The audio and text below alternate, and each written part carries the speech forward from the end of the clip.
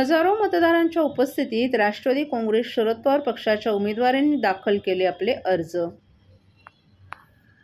हजारो मतदारांच्या उपस्थितीत राष्ट्रवादी काँग्रेस शरद पवार पक्षाचे उमेदवार प्रकाश बर्डे, प्रकाश पाटील, वर्षा मोरे, दीपा गावंड यांनी आज प्रभाग क्रमांक 25 आणि प्रभाग क्रमांक 23 मधून आपला उमेदवारी अर्ज दाखल केला. यावेळी काढण्यात आलेल्या रॅलीत सुमारे 10 ते 12 हजार लोक सहभागी झाले होते. यावेळी डॉक्टर जितेंद्र आव्हाड यांनी वाजवा तुतारी, गाडा गद्दारी असाही नारा दिला.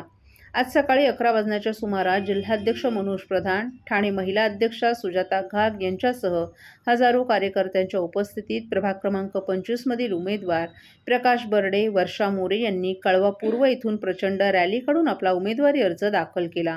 तर दुपारी प्रभाग क्रमांक 23 मधून प्रकाश पाटील आणि दीपा गावंड यांचीही रॅली निघाली. या रॅलीतही प्रचंड जनसमुदाय एकवटला होता. या दोन्ही रॅलींमध्ये डॉक्टर जितेंद्र आव्हाड हे देखील सहभागी झाले होते. या दोन्ही रॅल्या कळव्यातील घड्याळ चौकात एकत्र आल्या तेव्हा संपूर्ण परिसर लोकांच्या गर्दीनं फुलून गेला होता. यावेळी डॉक्टर जितेंद्र आव्हाड यांनी अर्ज दाखल करताना उसळलेला जनसमुदाय पाहता लोकांना विकास हवा आहे हे स्पष्ट होत असल्याचं सांगितलं. कळव्यातील मतदार हे विकासाला मतदान करणार असल्याचं दिसत आहे. कळवा पूर्वेतील झोपड्यांवर जेव्हा कारवाई करण्यात येणार होती तेव्हा आपण 4 तास रेलरोको करून झोपड्या वाचवल्या होत्या. कधी काळी 8 ते 10 हजारात विकल्या जाणाऱ्या झोपड्या आता 15 ते 20 लाखात विकल्या जात आहेत. याला कारण कळवा विकसित होत आहे. येथील पाण्याची, विजेची समस्याही मार्गी लागली आहे. अगदी डोंगरपट्ट्यातील गल्ल्या देखील कॉन्क्रीटच्या केल्या आहेत. वाहतूक कोंडीची थोडीफार समस्या असली तरी लवकरच नवीन रस्ते तयार करून ही समस्याही मार्गी लावण्यात येणार असल्याचं त्यांनी सांगितलं. तसंच यावेळी त्यांनी खासदार श्रीकांत शिंदे यांचं नाव न घेता डॉक्टर जितेंद्र आव्हाड यांनी आपले खासदार हुशार असल्याचं सांगितलं. ते डॉक्टर आहेत, परंतु ते सांगतात की घरगुती गॅसची वाहिनी अंबरनाथमधून आली आहे, परंतु ही वाहिनी ठाण्यातून आली आहे. आपणच तिचं स्वागत केलं होतं. जर ही वाहिनी अंबरनाथमधून आली असती तर कळव्यात आधी घरगुती गॅस पुरवठा झाला नसता. क्लस्टरबाबत डॉक्टर जितेंद्र आव्हाड यांनी क्लस्टर आणून येथील गोरगरिबांचे घरसंसार उद्ध्वस्त करण्यास आपला विरोध असल्याचं सांगितलं.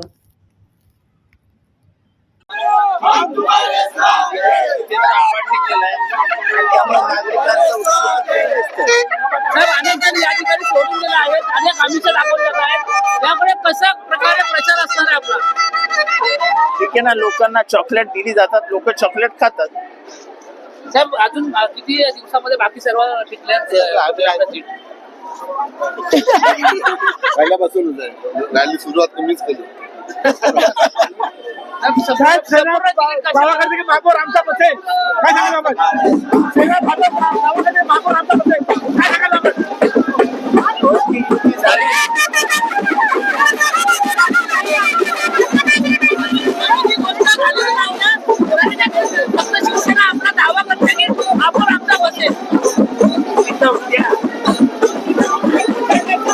या ठिकाणी आम्ही फॉर्म भरायला आमची पक्षाची एक रॅली आहे आणि कार्यकर्त्यांनी काही सर्व त्यामध्ये सामील झालेले आहेत.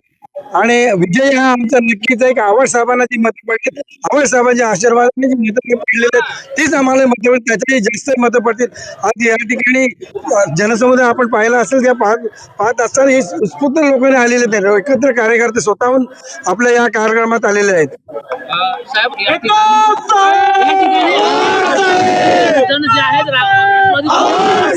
राष्ट्रवादी काँग्रेसला सोडून गेलेले अनेक जण आहेत, दिग्गज असतील किंवा त्यांच्या पैशाचा खेळ असेल, जनशक्ती असं काही असू दे, कुठल्याही प्रकारचा राष्ट्रवादीचा हा बालेकिल्लाच राहणार आहे. यामध्ये कुठेही फरक पडणार नाही. कळव्यातून कोणत्या प्रभागातून कोणी उमेदवारी अर्ज दाखल केले? आम्ही आज 2 प्रभागातून उमेदवारी अर्ज दाखल केलेले आहेत. एक 23 आणि एक 25. प्रकाश बर्डे आणि आमच्या मोरेताई यांनी 25 मधनं दाखल केलेला आहे आणि 23 मधनं आज प्रथमतः प्रकाश पाटील आणि गावंडताई यांनी दाखल केलेला आहे. दुसरे जे आहेत ते फॉर्म भरत आहेत. आज दुपारपर्यंत त्यांचं ठरेल, म्हणजे आता अगदी 5-6 वाजेपर्यंत आम्ही 4ही उमेदवार तुम्हाला समोर ठेवू. थोडंसं उभाटाला कुठली सीट सुटते काय याच्यावर फक्त थोडंसं थांबलेलं आहे. बाकी आज आता पुढच्या 2 तासात आम्ही सांगू. जोरदार शक्ती प्रदर्शन करण्यात आलेलं आहे आणि कार्यकर्त्यांमध्ये पण उत्साह दिसत आहे. असं आहे की या 23 मध्ये तुम्ही बघितलं तर 4ही नगरसेवक ज्यांना साहेबांनी अंगा खांद्यावर खेळवलं, मोठं केलं, ते निवडून आले आणि निघून गेले.